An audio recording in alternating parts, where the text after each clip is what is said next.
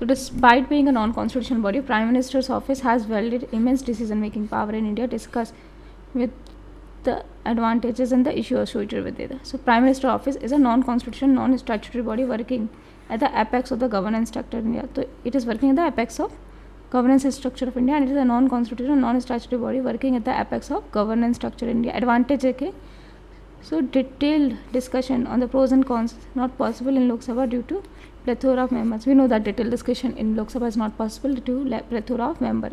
And expertise advice of trained UPSC helps in right decision making. And there is a expertise advice of the trained bureaucrats helps in right decision making. And there is a speedy decision making is possible. Speedy decision making is possible. Objective argument making without fear of public pressure. So objective arguments making without fear of public pressure. And PMO works under the supervision of Prime Minister. So there is less procedural delay. So it works under PMO works under supervision of Prime Minister. So there is less procedural delay. So what is the issues arising out of it? That violates the principle of separation of power, as decision making is a domain of legislature. So violate the principle of separation of power as decision making is the domain of legislature. And lack of public participation in decision making. There is a lack of public participation as a power is wielding with the Prime Minister office.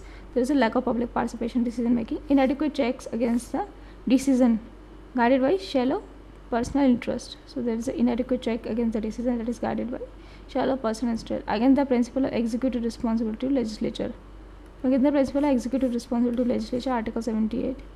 The decision which have a far-reaching impact on various sections must be discussed in the Parliament. PMO's role must be limited to other decisions. So decision which have a far-reaching impact on various sections must be discussed in the Parliament. So decision which have far-reaching impact on the people must be discussed in the Parliament.